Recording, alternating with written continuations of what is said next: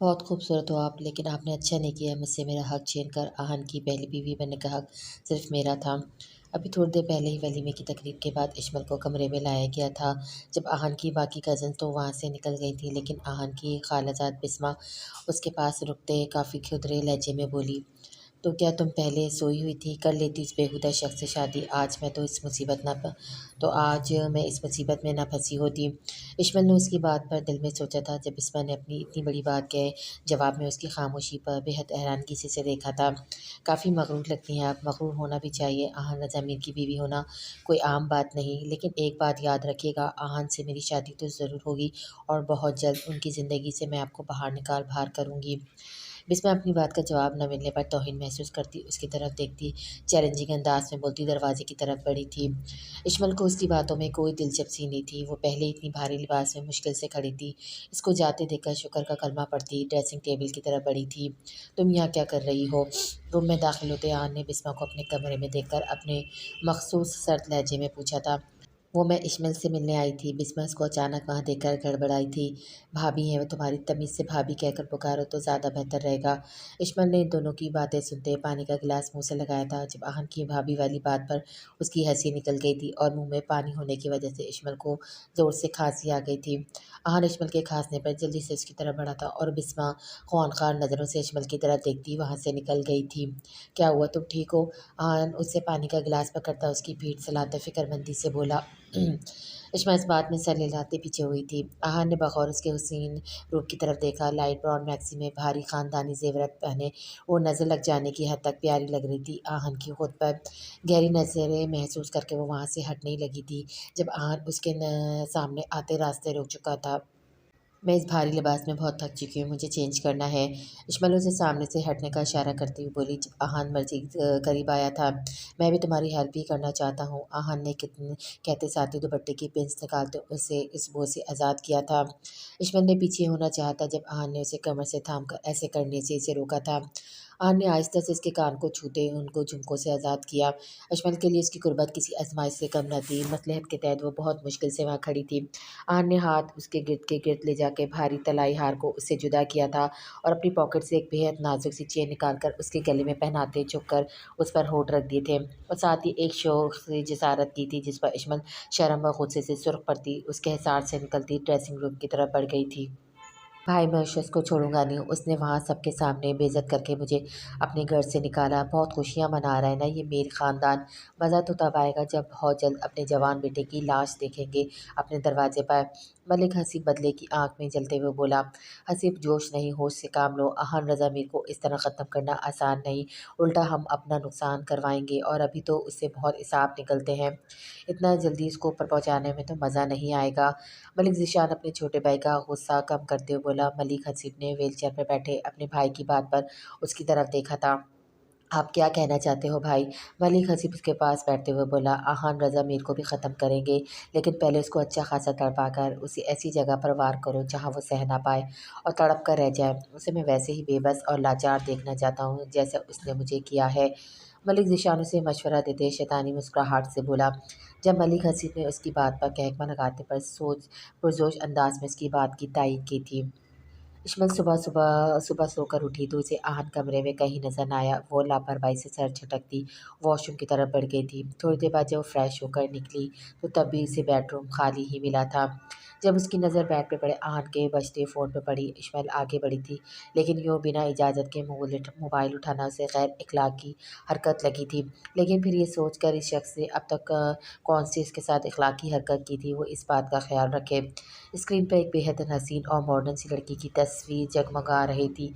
ये वही लड़की थी जिसको उस दिन हॉस्पिटल में इशमाइल ने आहान के बेहद करीब देखा था। वो मंजर आते ही इशमाइल ने जल्दी से कॉल रिसीव करते हुए फ़ोन कान से लगाया था। आहान, मैं इतने दिनों से तुम्हें कॉल कर रही हूँ, ना तुम मेरी कॉल अटेंड कर रहे हो, ना ही मैसेज का रिप्लाई कर रहे हो। That's not fair. मोबाइल से ताने की नाराज़ सी आवाज़ उभरी थी। देखिए आहान, रज़ा मीर की शादी हो चुकी है और मैं इनकी वाइफ बात कर रही हूँ। इस तरह किसी के शौहर को कॉल करके डिस्टर्ब करना अच्छी बात नहीं। इशमल दिल ही दिल में आहान का काम ख़राब करने का सोचकर मुस्कुराई थी। अब जब इसकी गर्लफ्रेंड नाराज़ होकर उसे छोड़ देगी तब मज़ा आएगा। व्हाट? इशमल ने तानिया की बात इतनी ही आवाज़ सुनी थी जब पीछे खड़े उसकी बात सुनते अहान ने उसके हाथ से मोबाइल लिया था।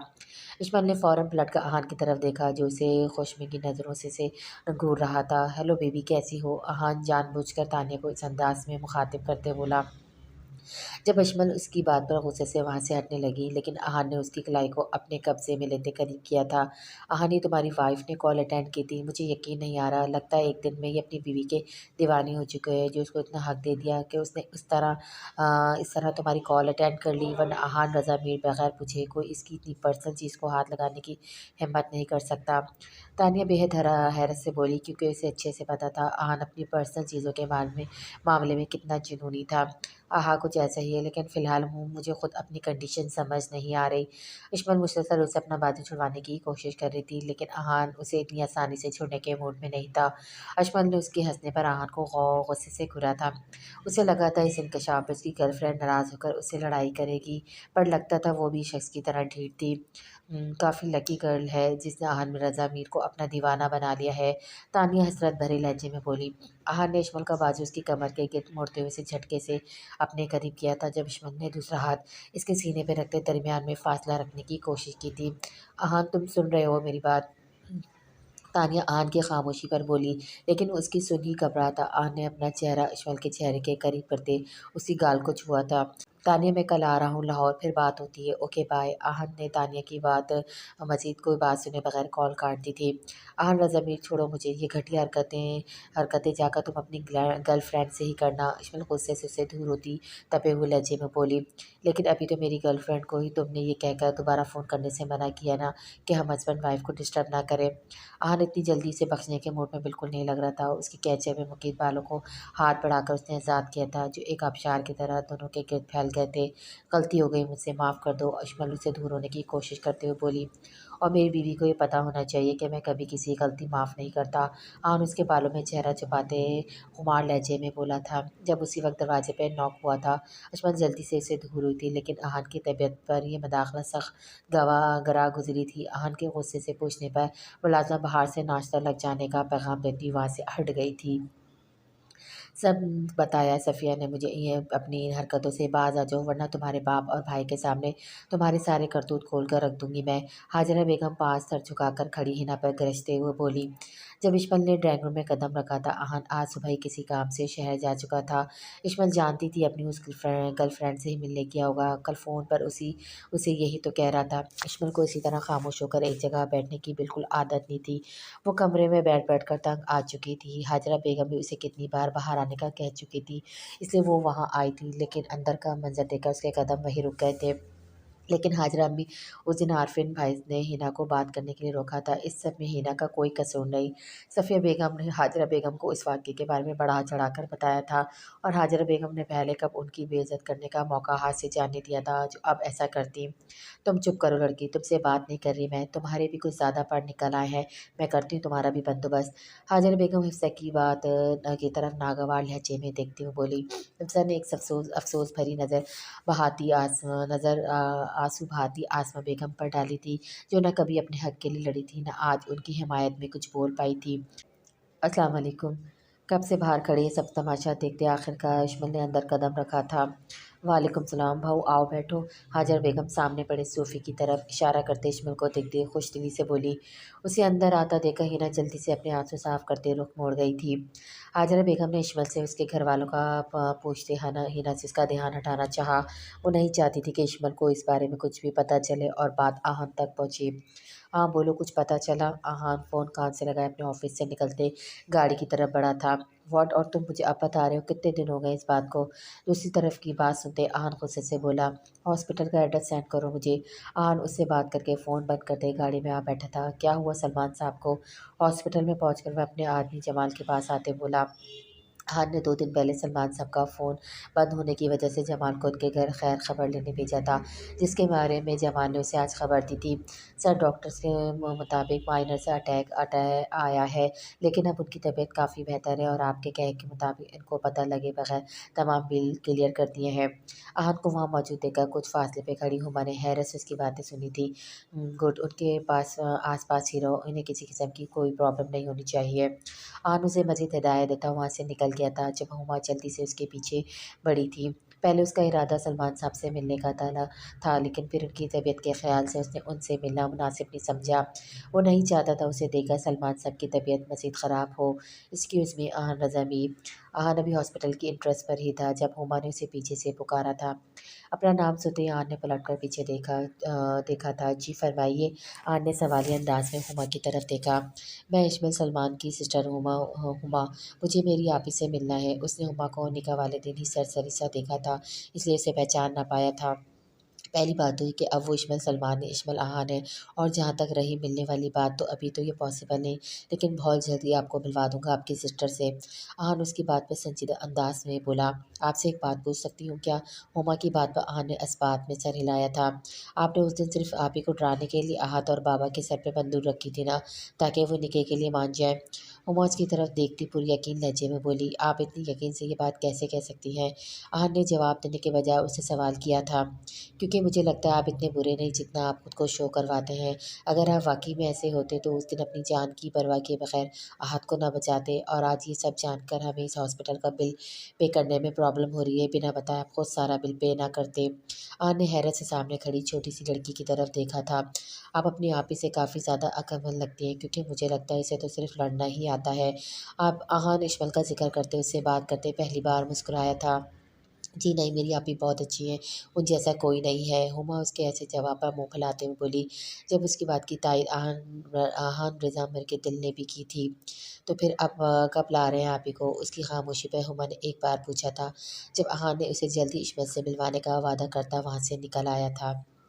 आहान, तुम तो अमायरा से मिलने गए थे ना, इतनी जल्दी कैसे आ गए? या तुम उसकी तरफ गए ही नहीं? आहान अभी आधा घंटे पहले यही अम्माद के बेहद इसरार पर मायरा से मिलने गया था, क्योंकि अम्माद के मुताबिक मायरा ने पिछले एक हफ्ते से आहान से मिलने के लिए उसका सर खाया हुआ था। मायरा एक बहुत ही अमीर बाप की बिगड़ी औलाद थी। उसने हमाद के साथ आहान को एक पार्टी में देखा था, और तब से वो आहान से दोस्ती की ख्वाहिशमंद थी।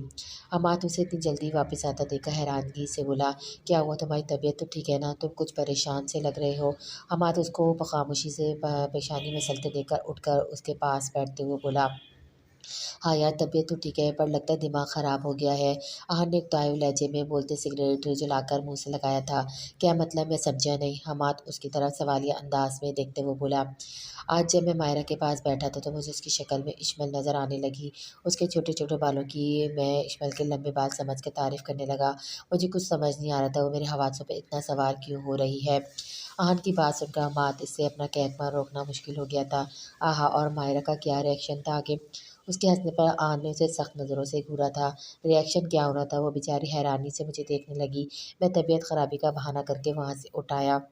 Oh my God! ये मैं क्या देख रहा हूँ? आहान रज़ा मीर अपनी चार्मिंग पर्सनैलिटी से इतनी हसीनों को दीवाना बनाने वाला आज खुद किसी का दीवाना बन चुका है।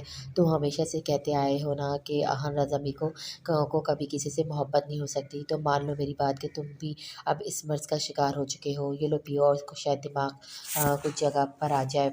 हमाद उसकी हालत उस पे बयान करता हुआ बोला, और वाइन से भरा गिलास उसके सामने रखा था। नहीं, ऐसा कुछ नहीं है, बस चंद दिनों की अट्रैक्शन है। आहान उसकी बात का इनकार करते वहाँ से उठा था। आज तो उसका शराब को हाथ लगाने का भी दिल नहीं किया था। कहाँ जा रहे हो? हमाद उसे उठता देखकर सवाल किया था। गाँव। आहान ने रुककर मुख्तसर जवाब दिया। अब इसी बात से अंदाज़ा लगा लो, तुम हमेशा महीनों बाद गाँव का चक्कर लगाते हो, और इस बार 2 दिन भी नहीं रुका गया तुमसे। हमाद हंसते हुए बोला, जब आहान कुछ भी बोले बगैर उसे घूरी से नवाजता बाहर की जाने बढ़ गया था। आहान कुछ देर गाड़ी में बैठे गाँव न जाने क्या सोचता रहा था, लेकिन उसका दिल इस बात से इनकारी था। ना चाहते हुए भी दिल की ज़िद पर उसने गाड़ी गाँव की तरफ मोड़ी थी। हम्माद की बातें वो सख्ती से मुस्तरद कर रहा था, लेकिन वो खुद भी कहीं न कहीं ये बात समझ चुका था कि इशमाइल उसके लिए बहुत ज़रूरी हो चुकी है। उसके बगैर शहर में ये 2 दिन भी आहान के लिए बहुत मुश्किल से गुज़रे थे, और इन 2 दिनों में हम्माद के लिए इतने इसरार पर भी वो शराब को हाथ भी नहीं लगा पाया था। अभी उसने इशमाइल से कोई ऐसा रिश्ता भी नहीं बना पाया था, लेकिन फिर भी वो उसके बारे में सोचते बिन पिए ही बहक जाता था। इशमाइल का लड़ता झगड़ता रूप तस्वर में आते एक खूबसूरत मुस्कुराहट ने आहान के चेहरे को छुआ था। इशमाल एक जगह बैठे-बैठे तंग आ चुकी थी, इसलिए वो पूरी हवेली देखने के लिए कमरे से निकल आई थी। वो राहदरी से गुज़री थी जब उसकी नज़र दाएँ तरफ बनी सीढ़ियों पर बैठी हिना पर पड़ी थी। हिना भी उसे देख चुकी चुकी थी, इसलिए जल्दी से दुपट्टे से अपने आँसू साफ़ करते अपनी तरफ आते इशमाल को देखकर वो हौले से मुस्कुराई थी। क्या मैं यहाँ बैठ सकती हूँ?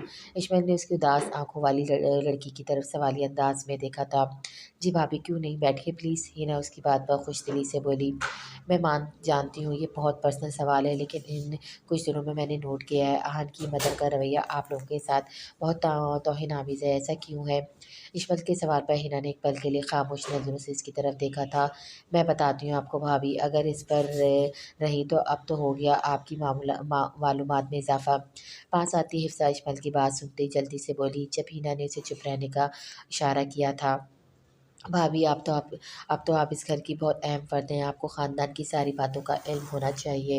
इफ़्सा हिना के इशारे को इग्नोर करती हुई और इशमल को अपने हालात के और हाजरा बेगम के रवैये के बारे में शुरू से लेकर आखिर तक बताती चली गई। इशमल को उनके बारे में सुनकर काफ़ी दुःख हुआ था और साथ ही आहन की इतनी तारीफ़ उससे हज़म नहीं हो पाई थी। लेकिन ये तो सरासर नाइंसाफ़ी हुई ना, आप लोगों का भी इस सब पर इतना ही हक़ है जितना उनका, और आप लोगों को भी उनके बराबर इज़्ज़त मिलनी चाहिए। इशमत से ये बात किसी सूरत बर्दाश्त नहीं हुई थी। हाजरा बेगम की ख़ास मुलाज़िमा उन तीनों को वहाँ इकट्ठा बैठा देख चुकी थी। उसके बताने पे हाजरा बेगम फ़ौरन वहाँ पहुँची थी और इशमत की आखिरी बात भी सुन ली थी। मौका मिलते ही शुरू हो गई तुम लोग मेरे खिलाफ साजिशें तैयार करने।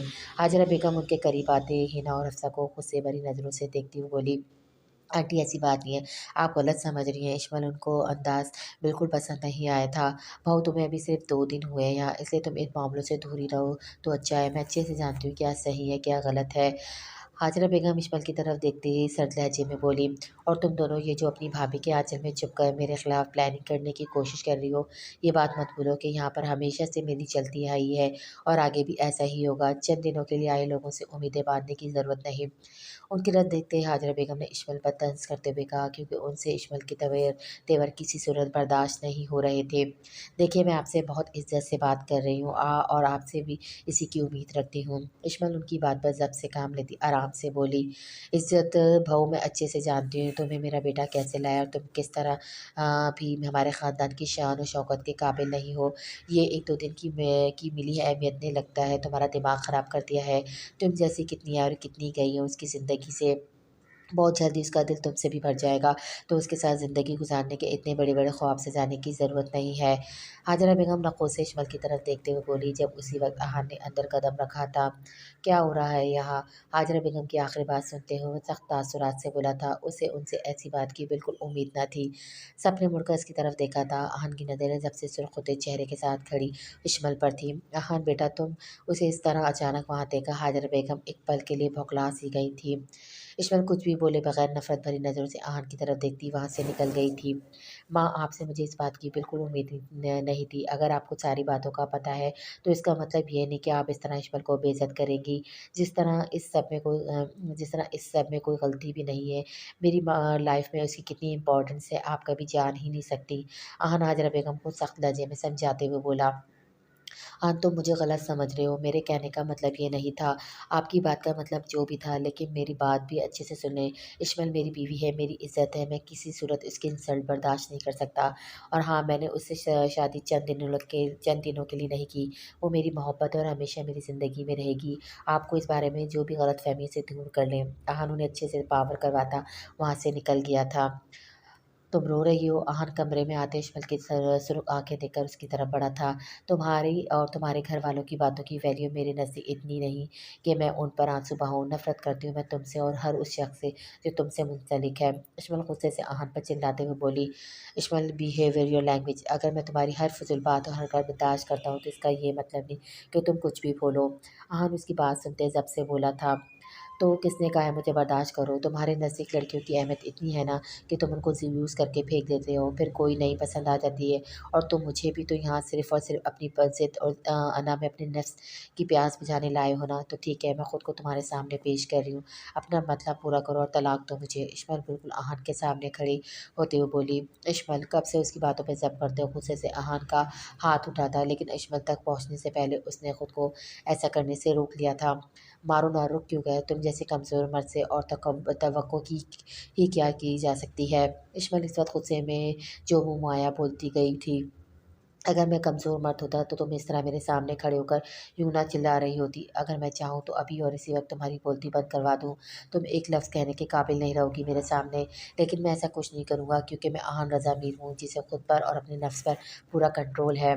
तुमने मेरे किरदार पर उँगली उठाई है। तुम्हारे नज़दीक मैं एक किरदार इंसान हूँ ना तो ठीक है, बदकिरदार इंसान हूँ ना तो ठीक है। जो तुम्हें सोचना है मेरे बारे में सोचो क्योंकि मुझे कोई फ़र्क नहीं पड़ता कौन मेरे बारे में क्या सोचता है। ना ही आज तक मैंने किसी के सामने अपनी कोई सफाई पेश की है और ना ही अब तुम्हारे आगे करूँगा।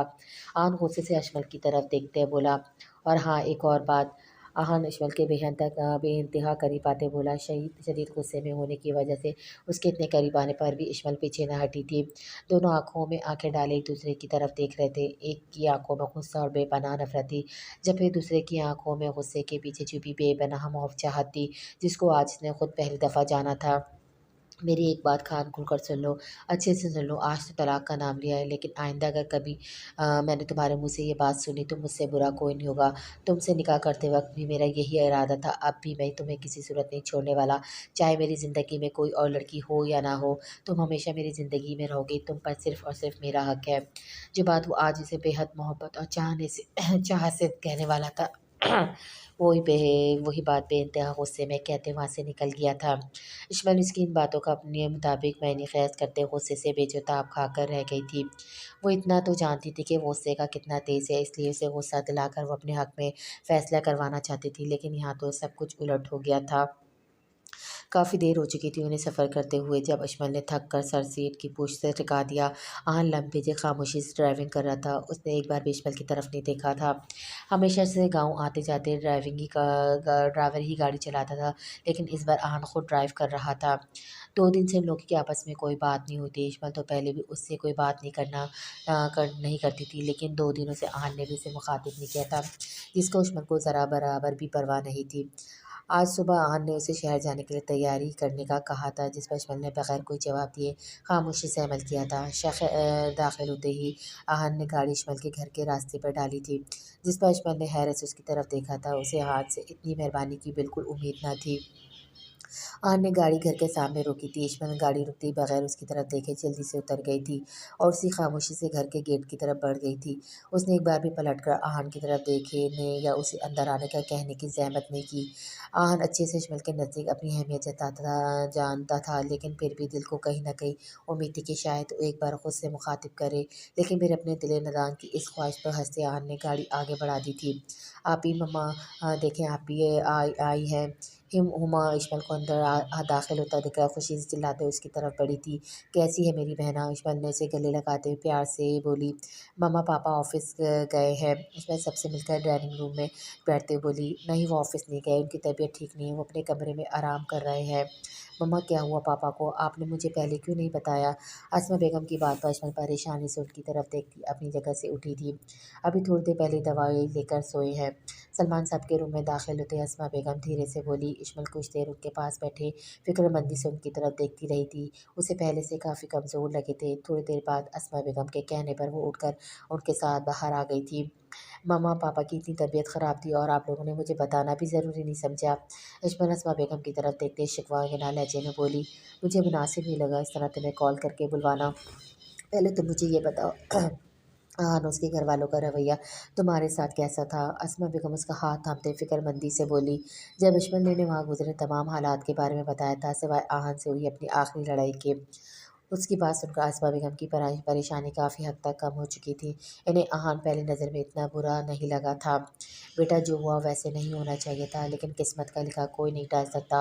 वो जैसा भी है अब तुम्हारा शौहर है और मेरे मुताबिक उसका ये सब करने का तरीका गलत था, लेकिन वो इंसान बुरा नहीं है। तुम इन पिछली तमाम बातों को भूल कर उसे दिल से कबूल करो, अब यही तुम्हारे हक़ में बेहतर है। अस्मा बेगम उसे प्यार से समझाते हुए बोली। जब उनकी बात पर अजमल ने हैरानी से इन्हें देखा था, उसे अस्मा बेगम से इस बात की बिल्कुल उम्मीद न थी। मम्मा आप जानती भी हैं आप क्या कह रही हैं, आप मुझे इस इंसान को कबूल करने का कह रही हैं, जिसने हर जगह हमारा तमाशा बना रख दिया है। पापा की इस हालत का ज़िम्मेदार भी वही शख्स है। मैं शदीद नफ़रत करती हूँ उससे, मज़ीद उसके साथ नहीं रह सकती। अजमल नाराज़गी से उनकी तरफ देखती बोली, अजमल तुम इस वक्त सिर्फ जज्बाती होकर सोच रही हो, लेकिन मैं इतना गलत फ़ैसला तुम्हें बिल्कुल भी नहीं लेने दूँगी। अगर उसकी वजह से हमारा तमाशा बना था, तो अब दोबारा पहले से ज़्यादा इज़्ज़त भी उसी की वजह से मिल रही है। वही सब ख़ानदान वाले जिन्होंने इस तरह का निकाह सुनकर हमसे बाइकआउट कर लेता है। ये पता चलते है कि तुम्हारा निकाह हसनैन रज़ा मीर के बेटे अहान रज़ा मीर से हुआ है। कितनी दफ़ा हमारे घर के चक्कर लगा चुके हैं। इतने बड़े ख़ानदान के साथ नाम जुड़ने की वजह से पहले से ज़्यादा इज़्ज़त से पेश आ रहे हैं। क्या तुम ऐसे लोगों की वजह से रिश्ता ख़त्म करना चाह रही हो? और तुम्हारे बाबा की तबीयत का ज़िम्मेदार अगर तुम इसे ठहरा रही हो, तो सोचो ये सब तो फिर भी बर्दाश्त कर गए। तुम्हारा इतना बड़ा फ़ैसला सह पाएँगे? आसमा बेगम की हकीकत बयान करने पे यशमन ने दुःख से उनकी तरफ देखा था। मामा आप चाहती हैं मैं अपनी पूरी ज़िंदगी कंप्रोमाइज़ करते हुए शख़्स के साथ गुज़ार दूँ जिससे मैं दुनिया में सबसे ज़्यादा नफ़रत करती हूँ। मम्मा हमेशा औरत के लिए ही सब मजबूरियाँ कंप्रोमाइज़ क्यों होता है? हालात के आगे हमेशा औरत ही बेबस क्यों होती है? इश्मल आँखों में आए आँसू बेदर्दी से झटकते हुए बोली, इश्मल मेरी जान तुम कुछ ज़्यादा सोच रही हो बेटा, मैं तुम्हारी माँ हूँ। कभी तुम्हें कोई ऐसा मशवरा नहीं दूँगी जिससे तुम दुखी हो या तुम्हारी आने वाली ज़िंदगी में मुश्किलात आएँ। लोगों को तुमसे ज़्यादा अच्छे से समझती हूँ। अगर अहान बुरा होता, गलत इरादे से तुम्हारी तरफ बढ़ता, तो यूँ अपने बड़ों को भेजकर हमारे घर रिश्ता ना भिजवाता। मैं मानती हूँ ज़िद में आकर उसने जिस तरह निकाह किया है वो बहुत गलत है, लेकिन फिर भी उसने सबके सामने तुम्हें अपना घर इज़्ज़त देकर अपनी गलती का एहसास किसी हद तक अज़ाला भी तो किया है ना। तुम्हें इसे एक मौका ज़रूर देना चाहिए। असमा बेगम की बात पर अजमल ने भी बस खामोशी से उनकी तरफ देखा था। उसने हमेशा उनकी हर बात सुनी और मानी थी और ज़िंदगी के हर मोड़ पर कामयाब भी रही थी, लेकिन इस बार उसका दिल उनकी बात मानने को हरगिज़ तैयार नहीं था। आप यहाँ परेशान मत हो, मेरे ख़्याल में आपको अम्मी की बात माननी चाहिए। उसे खामोश देखकर असमा बेगम वहाँ से उठ गई थीं। जब हुमा उसके पास आते बोली, क्यों तुम्हें भी वो शख्स बुरा नहीं लगता होगा? अजमल ने उसकी बात पर गौर घूर कर से देखा था। अभी वो वाक़ई में वैसे हुमा प्लीज़ मुझे मज़ीद उस शख्स के बारे में कोई बात नहीं करनी। दुश्मन उसकी बात सुने बगैर जल्दी से बोली, क्योंकि इस वक्त इसे वो शख्स जहर से भी ज़्यादा बुरा लग रहा था। आप ही प्लीज़ मेरी बात तो सुन लें, आपको कुछ बताना है। हुमा ने भी बोलना चाहा जब अजमल उसकी बात सुने बगैर अपने कमरे की तरफ बढ़ गई थी। पापा आप इस तरह बिल्कुल अच्छे नहीं लग रहे, बस जल्दी से ठीक हो जाएं। इश्माइल सलमान साहब के पास से बैठी उनकी तरफ देखते फिर फिक्रमंदी से बोली, अब मेरी बेटी आ गई है ना मेरे पास, अब मैं जल्दी ही ठीक हो जाऊँगा। सलमान साहब का उसका खुशी से चमकमाता चेहरा देखकर आसूदगी से बोले। अजमल को आज 5वां दिन था वहाँ आए सलमान साहब की तबीयत के ख़्याल से उसने उनके सामने यही ज़ाहिर किया था कि वो आहन के साथ खुश है और इस रिश्ते को दिल से कबूल कर चुकी है। उसके लिए सलमान साहब की सेहत से बढ़कर कुछ नहीं था। उसने यही सोचा हुआ था कि अब वो इस शख्स के पास वापस कभी नहीं जाएगी। लेकिन अस्मा बेगम से बात करने के बाद और सलमान साहब को देखकर वो अपना फ़ैसला बदल चुकी थी। वो इतनी खुदगर्ज़ नहीं बनना चाहती थी कि अपनी खुशियों की खातिर अपनों को मजीद कोई तकलीफ़ पहुँचाए। पहले ही उसकी वजह से वो लोग काफ़ी परेशानी उठा चुके थे। लेकिन आहान रज़ा मीर को उसने अभी माफ़ नहीं किया था। उसके दिल में मौजूद नफ़रत अभी कायम व दायम थी। पापा यही आपकी बेटी है ना? हम तो जैसे आपके कुछ नहीं लगते। सलमान साहब की बात पर हुमा मसनूई नाराज़गी से बोली जब उसकी बात पर वो दोनों मुस्कुराए थे। आप ही आपको मम्मा बुला रही हैं नीचे। आहत कमरे में आता इश्मल से बोला जब वो उसकी बात पर सर हिलाते उठ गई थी। जी मम्मा आपने बुलाया? इश्मल किचन में उनके पास आते बोली, इश्मल आहान को कॉल करो अभी और रात के खाने पर बुलाओ। अस्मा बेगम की बात पर अजमल ने नाराज़गी से उनकी तरफ देखा था। मम्मा अब डिनर पे बुलाने की क्या ज़रूरत है? इतनी भी इज़्ज़त देने की ज़रूरत नहीं उस शख्स को। इशमत नगारी से बोली, इशमत वो शौहर है तुम्हारा और इस घर का दामाद। जितना जल्दी उस रिश्ते को कबूल करो उतना अच्छा है। और तुम्हारे पापा भी इसके बारे में पूछ रहे थे। अस्मा बेगम से तंबी अंदाज में कहती फ़ोन इसकी तरफ बढ़ाया, जिसे नाचार अजमल को पकड़ना पड़ा था। अल्लाह जी प्लीज़ वो कॉल अटेंड ही ना करे और ना ही आए। मैं कम से कम 1 महीने तक तो उसकी शक्ल बिल्कुल नहीं देखना चाहती। अजमल ने फ़ोन कान से लगाते दुआ की थी। पहली बेल पर कॉल अटेंड नहीं की गई थी। अजमल अपनी दुआ कबूल होने पर खुश होती जब अस्मा बेगम ने उसे दोबारा कॉल करने को कहा था। दूसरी बार पर कॉल अटेंड करते आहन की गंभीर आवाज़ स्पीकर पर उभरी थी। आहन मीटिंग में बिज़ी होने की वजह से पहले कॉल अटेंड नहीं कर पाया था, लेकिन फिर इशमल के घर का नंबर पहचानते उसने फ़ौरन कॉल अटेंड की थी। मम्मा तुम्हें आज रात के डिनर पर बुला रही हैं। बगैर किसी सलाम दुआ के इसकी आवाज़ सुनते इशमल फ़ौरन बोली। जब उसकी बात पर अस्मा बेगम गुस्से से इसे देखा था। इशमल की आवाज़ सुनते से गहरा सांस हवा में खारिज किया था। वो समझ गया था उसे ज़बरदस्ती बुलवाया जा रहा है। अस्सलाम वालेकुम बेटा, कैसे हो? अस्मा बेगम इशमल से मोबाइल लेते आहन से बात करते हुए बोली। बेटा, आप उस दिन भी अजमल को छोड़कर बाहर से लौट गए और उसके बाद आए भी नहीं, लेकिन मैं आज आपको डिनर हमारे साथ करना होगा। सलाम दुआ के बाद अस्मा बेगम मुझसे बोली। इशमल वहीं खड़ी उनके तासुरात समझना चाह रही थी कि वो क्या कह रहा है। ओके बेटा, फिर हम आपका इंतज़ार करेंगे। उससे बात करके फ़ोन बंद करती वो इशमल की तरफ मुड़ी थी। इशमत आहन आज शाम को आ रहा है, तुम्हारे बाबा भी होंगे। आहन से अच्छे से इज्जत से पेश आना और शौहर को तुम कहकर नहीं आप कहकर मुखातिब करना चाहिए। अस्मा बेगम की बात सुनती इशमत जल कर रह गई थी।